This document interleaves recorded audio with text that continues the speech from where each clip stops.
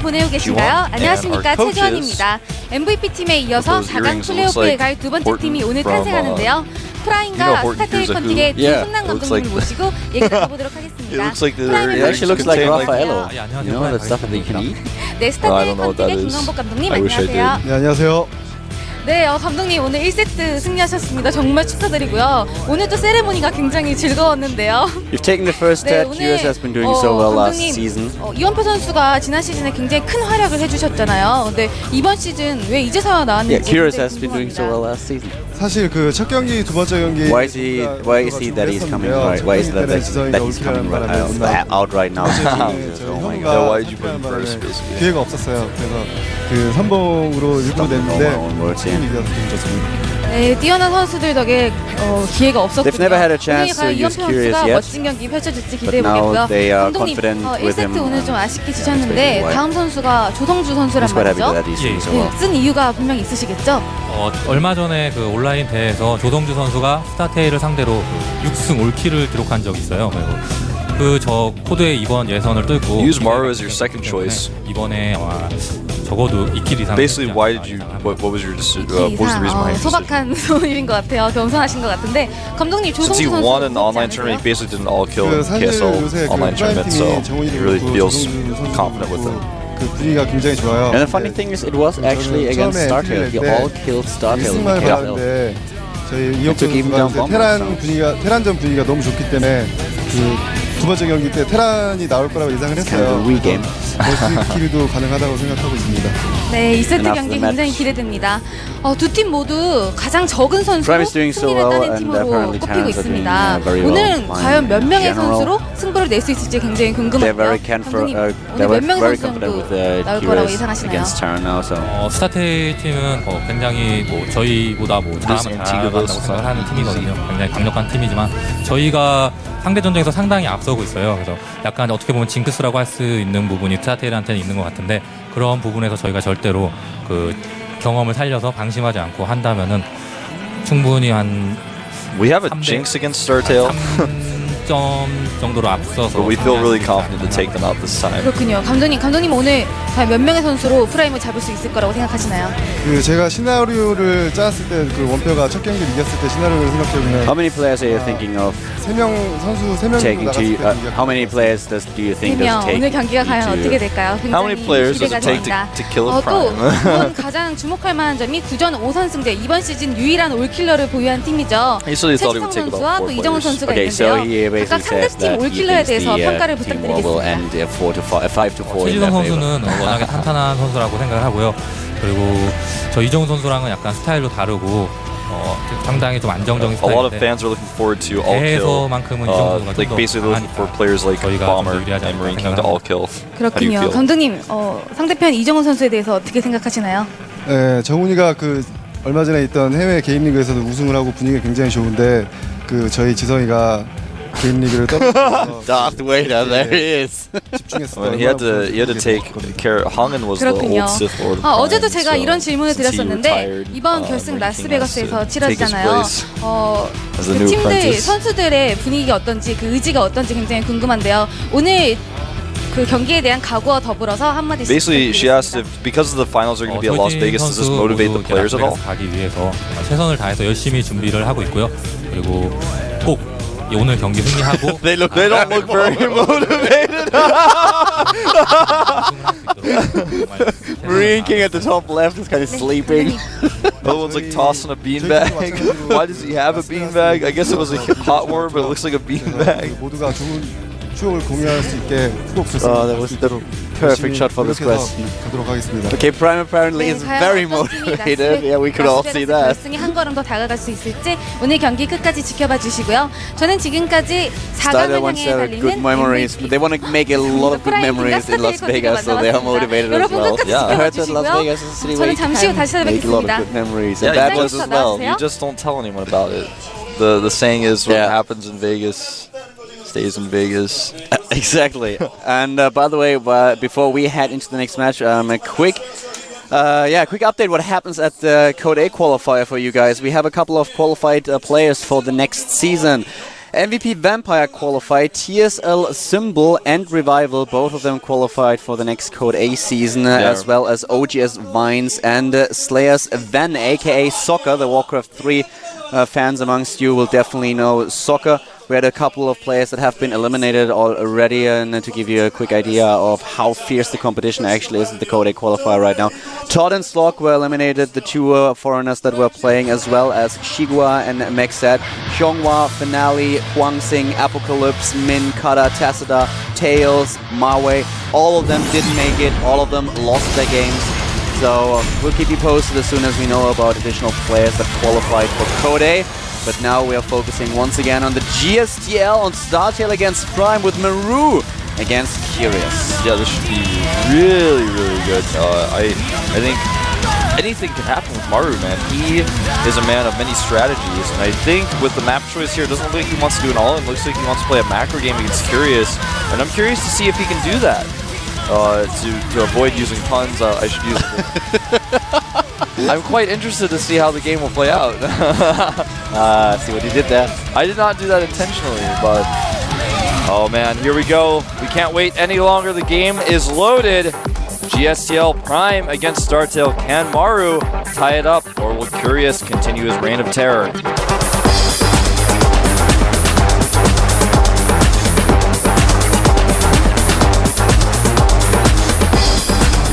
Antigua Shipyard is the second map of our team battle between StarTale and Prime. At the bottom of the map we have in the red color our Eternal player for Prime. It is... Maru Prime! That's right, it is Maru Prime, 14 years old, the up-and-comer. And he is now up against our Zerg player that we've seen in the first match, taking a first win for StarTale. At the top of the map in the blue color, starting for StarTale, we have...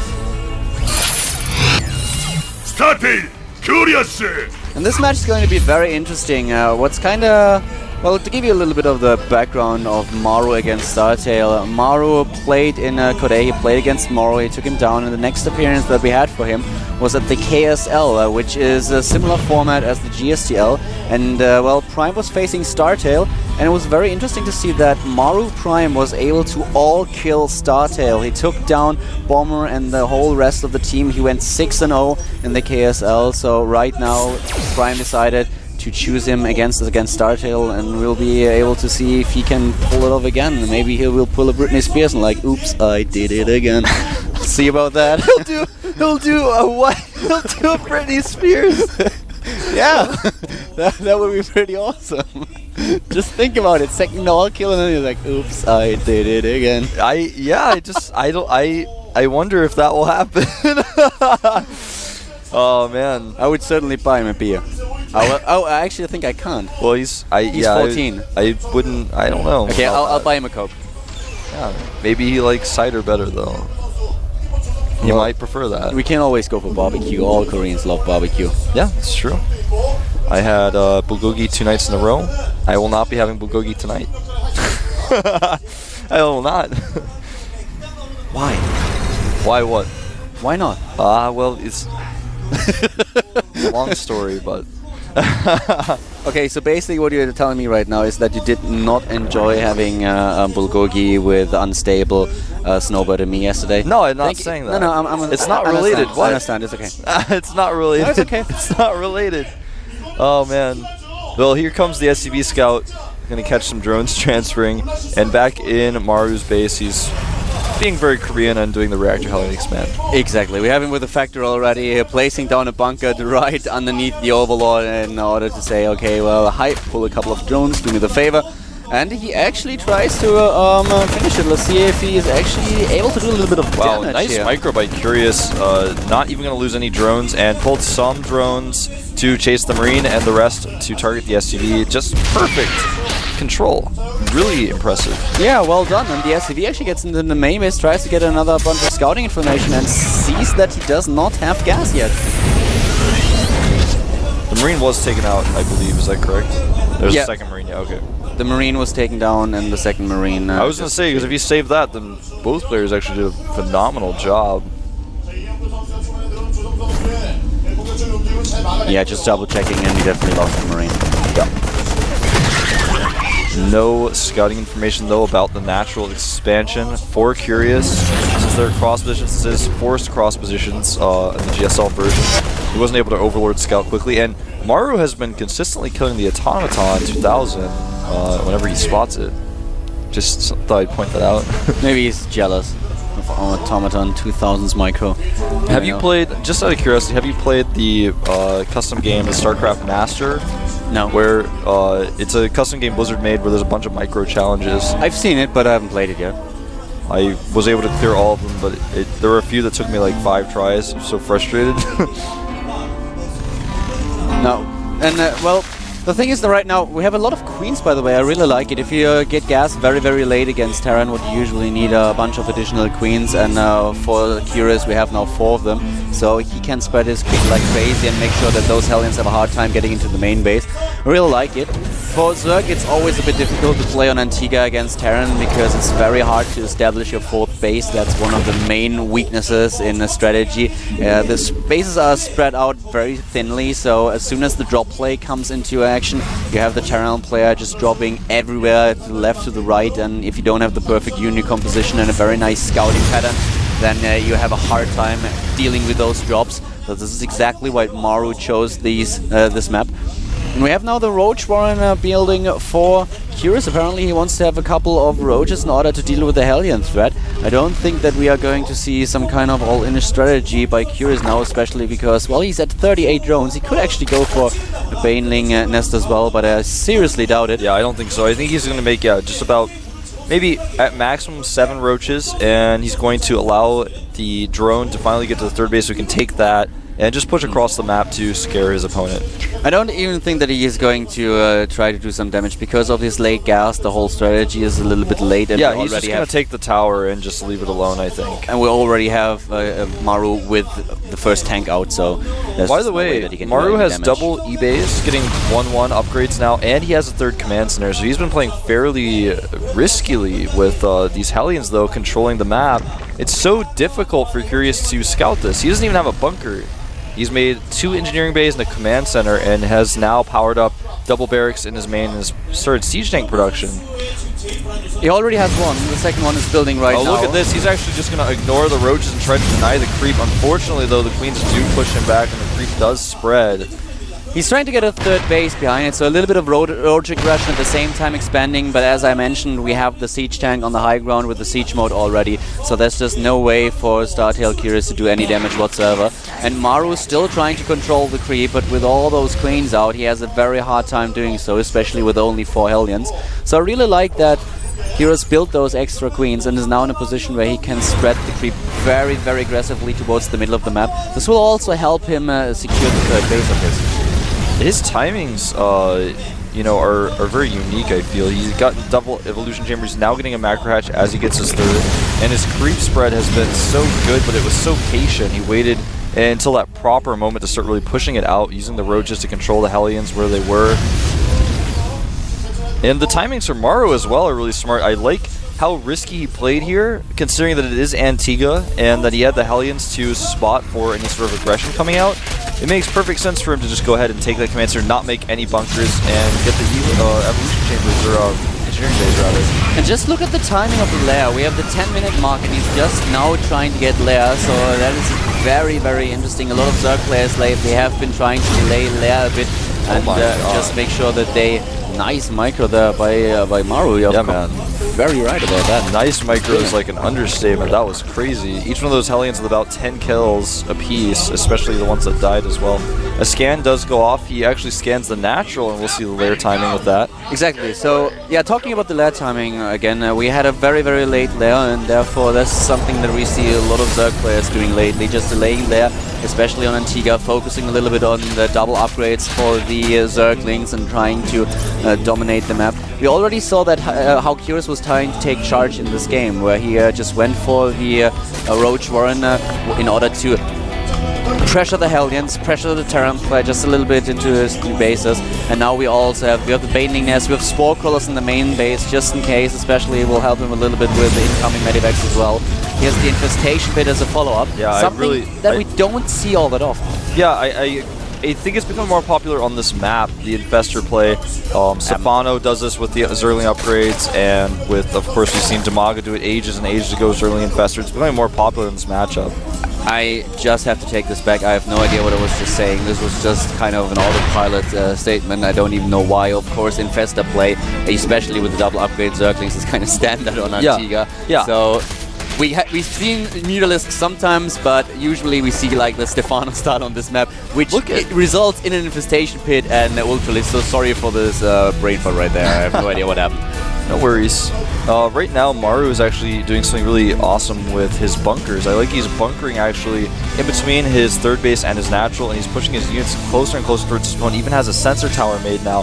Now, if he can actually just edge his way up to the fourth base next to the watchtower, can take the watchtower, he'll be able to control this game really well. Hive Tech and Spire on the way now for Curious. Curious never really being aggressive, just playing defensively. He's taking that base up at the top right now, and he will eventually get Broodlords out. I do not expect to see any Ultras out of Curious, not in this game.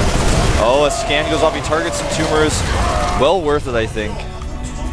I think his strategy is very, very interesting. We've seen the delayed lair tech, but he's going for a very, very late lair at like 10 minutes, 10:30, and then shortly after reaching lair, he's taking just straight to Hive, and I think this is really interesting. It is. He had a lot of gas buildup. He's going for +2/+2 right now, but we have Prime, Maru Prime, he's already ahead in upgrades. He's on +3/+3, well, he's just started +3/+3, so he's on the double upgrades, but that's very interesting. You mentioned earlier the really fast double engineering bay that we saw. 3 bases now for the Charon play, and the drop play just started, and this is where it gets interesting, where StarTaleQ will have to pull some kind of rabbit out of the hat in order to to keep his fourth alive. Yeah, you're exactly right. This is really interesting. There's several different opportunities for Zerlings to run into the third base and do some harassment, perhaps take out the sensor tower. But because the sensor tower is there, the fact that it's there alone scares the Zerlings. They don't go in, they don't know what's there, and they know they'll be spotted immediately. So he's considered going in several times, but has never committed to it. There's no Spine Crawlers defending this base over here. He's absolutely going to lose it. A few Banelings coming out just in time to slow this down, but he will absolutely lose the base. There's no way to save it. Unless he hesitates like he is now. Well, I don't think there was a chance that he could actually kill it, because Curious was immediately on the move, and even though those Marines have a nice DPS, he was in a position where he could at least save the base, and he did quite well. But he was able to kill a couple of drones. He was able to force a cancel on Spoiling Crawlers, and I'm a little bit surprised that he didn't take out the Queen. Another drop at the left side of the map, and this is also defended. But once again at the fourth base, and I don't feel that he really has the numbers in order to pull this off. Yeah, he's actually eating fire from the Spore Crawler as well. It's a little bit weird. Maru being content to trade inefficiently today. And another drop to the left side of the map, so he's trying to just make it shine with multitasking. And nice spot, very nice spot between the patches. Wow, awesome. He did a ton of damage. And, well, a little bit unfortunate for him that the Medivac was taken out eventually, but even the Queen dies. The Queen and more drones. This is actually insane. How many did he lose? 6 so far. And look at the creep spread of Curious. This is crazy. He has covered half of the map in creep, despite the fact that Maru Prime sent out a bunch of Marines in order to take down the active creep tumors. This is awesome creep spread. This is just... Oh, look at that 6 split, moving just a few Marines forward. You're exactly right. I mean, both these players doing such a great job. Maru doing a great job pushing the creep back, but at the same time, Curious has been so active about it. Oh, the tanks are going to siege up. They're going to get some huge shots. No, they don't target the Infestors. One Infestor does go down, but the majority of them do escape, at least for now. And we have the Broodlord tech for Curious, and that's the one... 9 Broodlords on the way. That's the one thing that I don't agree with, because on Antigua Shipyard it is very hard to... in a long game, when you don't hit a certain timing with the Broodlords, it's very hard to control the game with Broodlords, because they are so slow. You will have a hard time to defend against the drop play, but wow, nice funnels, and that's the huge problem that Maru is facing now. He doesn't have enough medivacs to compensate for all those stims that he used, and of course for all these fungals that he had to endure. Right now, I think this base will be defended by the Broodlords. They're just barely going to be there in time. The tanks, there's so many tanks, but the Broodlords are just out, and there's no way to get under the Broodlords. Looks like Curious is going to push this back. And I feel Maru at certain times this game has been too passive with his main army. Nice funnels. Wow, Kira's playing this very well, but I think Maru with a bunch of mistakes, and I'm really surprised that he's completely falling apart right now. He did not time this perfectly, and he didn't really scan ahead. That's the one thing that really surprises me. Usually as a Terran player, you want to make super... You want to be extra cautious, you want to scan ahead and try to get a good glimpse of where your opponent's army is positioned before you move in. And he would have seen all these Brood Lords, but he did not. He was completely surprised by them.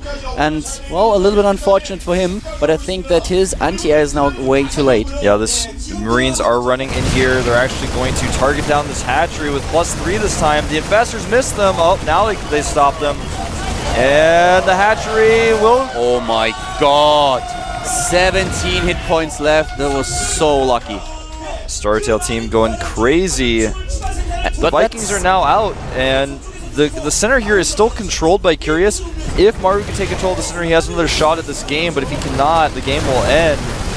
Here we go, there's so many Corruptors. Supply against 190. The Corruptors are now being attacked by not only Marines, but also the Vikings, trying to one-shot them, but StarTaleQ has way too many units out on the map, and the Infestors take charge with the Fungals as well. Look at all those Marines, not enough medivacs. He can't make up for the stim trying to go in, but the Brood Lords just go to town. The Broodlings annihilate everything on the ground, and even the Vikings are just now dead meat.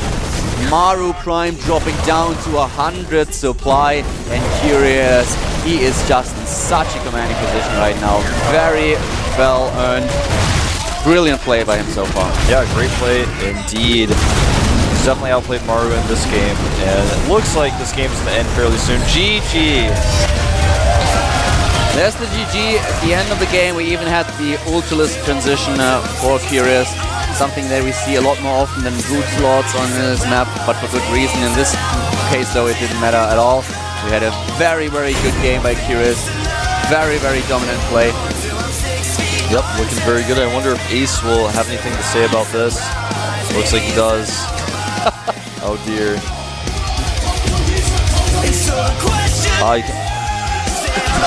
I can't see what it says. There was like a glare, and then he just like held it above his head. I'm like, I can't read that. I might have just said something like victory. Hey, who's texting on the phone? That's actually against the rules. I'm not joking. Yeah, that was the first thing that the MP coach did yesterday. He got it back and he collected all the mobile phones and stored them in the back in the backstage area. Well, I hope that something was done about that, because we don't want any cheaters. I don't know cheaters in the GSTL, but I just think that like the cheaters? How would they be able to cheat? Well, for example, if someone hit a cell phone and someone on the bench had a cell phone out texting them. So, for example, if he has a cell phone now, that means if that player gets selected to play next, if his phone's in his pocket, someone can send him information about the game. Huh? How would that work? You're playing in the middle of the game on camera and you get your cell phone out and you're not on camera when you're in the booth while you're playing. You might be on camera for a moment here and there. There's just a precaution that's taken. It's in the rules. You're not allowed to have your phone, so I find that weird that he has his phone. That's all I'm saying. I find it weird. Because normally they're very active about taking people's phones. Even the coach's phone can't have his phone. No one has it. You can't keep the phone. You just got your phone activated, man. You don't need a phone. You have to ruin everything. What do you want about? I'm just like, I shut down everything, man. We have the next map, by the way. Yeah, it's going to be... Should we say it? No. Oh, wait. Oh, wait. But because of this map, I think we're going to see a Protoss. Yeah, I think so, too. And I would be so surprised if we didn't see a Protoss who went Nexus first on this map. I'd be shocked, actually. So we'll see who it's going to be. Who do you think?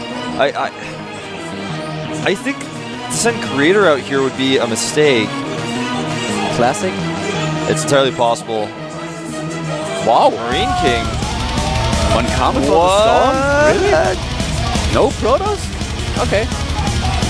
For the same reason that this map is good for Protoss, it can be decent for Terran against Zerg as well. It's fairly easy to get up to 3 bases. Well, let's be honest about it. This map is awesome against Zerg no matter what race you play.